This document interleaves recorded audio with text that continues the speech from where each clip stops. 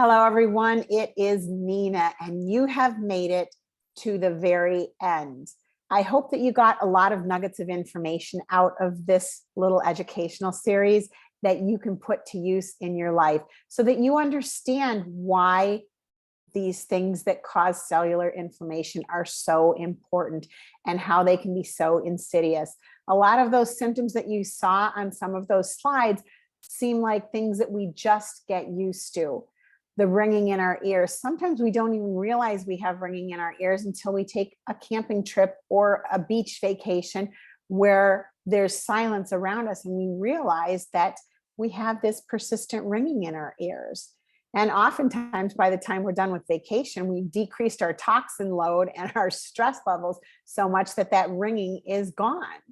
Not all the time, depending on what caused it, but oftentimes we can find by certain lifestyle changes that we can improve these symptoms. Now, if these symptoms are due to these toxins, these 3 persistent toxins, then it's going to take a lot more than a beach vacation to actually help you to unwind and get back to a more positive state. But now that you have this information, what are some things that you can do? Well, you look at the 6 pillars of health and you look at some changes that you can make in each of those 6 pillars. The first pillar of health was physical. Number 1 change you can make in your diet is to cut out sugar. Cut out sugar. If you drink sugary drinks, that is the easiest way to cut out sugar, is to just switch from sugary drinks to water. Never, ever, ever switch to artificially sweetened drinks. Crystal Light and all those other things. I used to drink that way back when, 30 years ago, but I don't anymore because I know what that does to my body and what those artificial flavors do to my body also. So cut out any sweetened drinks and do not replace it with artificial sweeteners. If you ingest artificial sweeteners right now, I'm going to encourage you to cut that out because you're not doing yourself any favor. It causes your brain to crave carbohydrates. So you're ingesting just as many calories as you would if you were ingesting the sugar. So just stop it. Artificial sweeteners are carcinogens and neurotoxins, and you don't want them in your body. So number 1 easy task to do is cut out sweets. And you can have sweets in moderation. In the beginning, I tell people just cut it out altogether, and you'll be surprised after the cravings stop how much you lose your sweet tooth. And then when you take something in that's sweet, something that you may have drank before, you can take another can of soda. Once you've gotten over those cravings, you'll be surprised at how sweet it tastes. So that's the number 1 thing that you can do. Number 2 regarding food is to start cooking at home. Cook at least 1 meal a week at home. And if you're already doing cooking, cook an additional meal a week. And when you do that, double and triple it, and then put the leftovers in the freezer in either single size or family size portions so that you can pull it out of the freezer easily and have good, fast, real food to eat when you need it. So 2 major things that you can start doing. I have lots of other tips for you. I do have a coaching program that I give a lot more tips in, and plus you can follow me on my Facebook page, and I'm going to be more active in that Facebook page, so I'll be posting tips in there. But my coaching program has a ton of those. So along with the physical pillar of health is movement, moving your body. You want to move your body more, plain and simple. Just move your body more and put some joy into it. If you used to like to dance to songs on the radio, put some music on and dance when no one's watching, and dance like no one's watching, even when people are watching. Life is too short. So start moving more. When you're doing work in the kitchen and you're putting dishes away, do your squats if you're putting them in lower cabinets. Stretch and lift a leg back when you're reaching for upper cabinets. If you're sitting at your desk 8 hours a day, set a timer for 10 minutes before the hour and take a 10-minute stretch break. You might be using that time to make a phone call with a colleague. I mean, you don't necessarily have to take a break from work, but you need to take a break from your position. Don't sit there all the time, and sit upright. Pull your breastbone forward. Pull your collarbone up, sit upright and erect. Let those shoulders fall away from your ears. If you find that you're starting to type like this, I mean, I don't necessarily look stressed out per se because I'm kind of relaxed, but look at where my shoulders belong. This is where my shoulders belong. So I may look all fine like this right now, once you get used to me, because you were used to me with my shoulders down before. Once you realize that you've got those shoulders hiked up, you're going to just start to relax. You want to do that for at least 10 minutes every hour. If you need to take a phone call from a colleague, stand up and talk on the phone.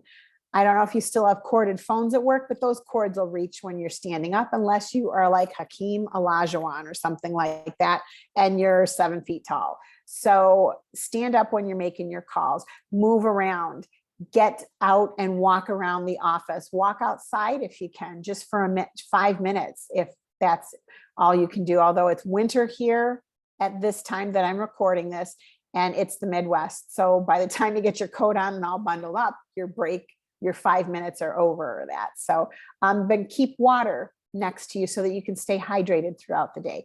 And I'm a big fan of electrolyte packets, but really good ones. And I can give some recommendations for those afterwards. I'm not talking about that liquid IV and the Nun tablets and stuff like that, because they have a lot of other stuff in them. But anyway, so that's the physical moving part. And then you also want to make sure that you're getting adequate rest. So set a bedtime and go to bed at that bedtime. Turn all your electronics off at least an hour before, 2 hours if you can, and get some rest, get good rest. It's going to take a while to get into good sleep patterns if you are in bad sleep patterns right now.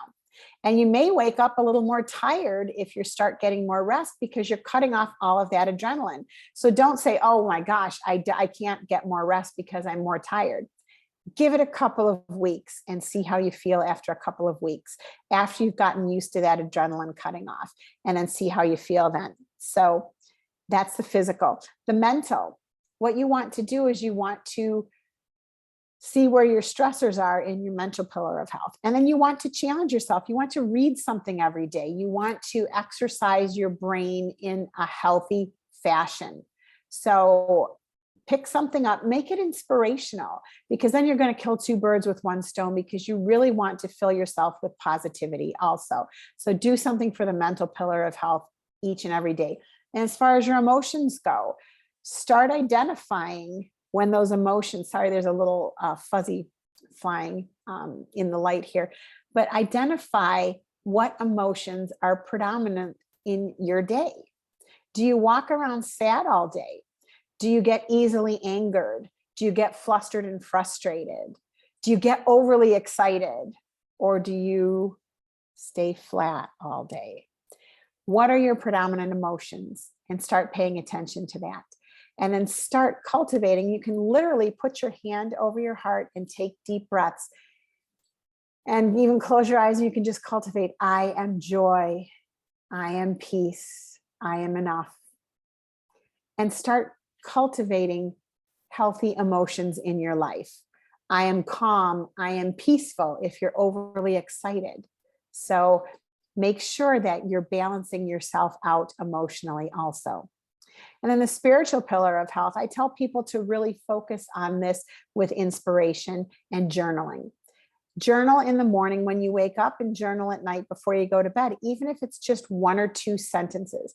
I encourage people also to balance the emotional, the mental, and the spiritual by taking a few minutes in the morning to just sit, close your eyes and sit in an upright position, a nice and erect, but not tight.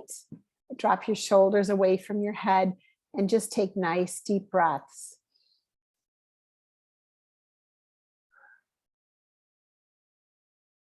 You can feel yourself start to calm. And if you do that when you wake up, then you start your day with that centered calm. And then just write 1 or 2 sentences in your journal. And it can even be, I felt nothing when I did that. But just start noticing what you're feeling. And then just write 1 or 2 sentences at the end of the day. And that's going to help you to connect with how you see the world, how you connect with yourself. And for me, my faith is that the Holy Spirit lives inside of me. So that's what I connect with. So you're going to start to connect on a deeper level and start to tease out what your beliefs are in this world. So that's important. So that's the spiritual. The social, what you want to do each and every day to cultivate that is identify your important relationships and then try to reach out to one of those relationships each and every day. Now, if you have a spouse and kids, each and every day you should be like doing one or two things, even if it's just a quick conversation that where you really connect heart to heart, not just, hey, Tommy, you didn't put your socks away, but really connect and find out what's going on in that person's life. So cultivate the social. And then for your financial, it's just being aware of where you're at. If you're in a bad financial situation, don't hide from your finances. I know what that's like because I've had tough times and I did bury my head in the sand at times, and it's not helpful. It's not helpful. Look at your bank balance every morning, even if it's $10. And even if it's, dare I say, negative, look at it each and every day and speak life into that. Don't think, oh my gosh, I wish. Don't wish. Just speak life into it and things will get better. Start working on your tools and don't bury your head in the sand with it.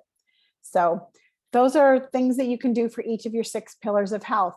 Now, I would love to help you guys. I have a really awesome program that I am launching. And if you're watching this in 2022, I've already launched it, but it is an evergreen program. You can pop in at any time. And I've got some really awesome bonuses for the people that sign up before the program starts. There'll be bonuses. I always give bonuses and extras to everyone, but there's really awesome bonuses before you start. And I give you incredible knowledge. I give you instructional videos each and every week, and I cover all of the 6 pillars of health. They're short, bite-sized videos that are on demand and you never lose access to them. And I give you downloadables to support those videos. I'll give you recipes. I'll give you meal plans. I'll give you exercise plans. I'll give you instructional videos, not just educational videos, but instructional videos on how to manage your kitchen and all of that. The nuts and bolts of it, let's say, so that you've got the tools to put it all together, to take that knowledge and to put it into action and use. And then I've also got a bunch of resources for you. I'll also have webinars every month and guest webinars with experts. And so there's a lot of knowledge. And then I give incredible support because I give 2 months worth of 2 sessions each week of group coaching. And that's invaluable.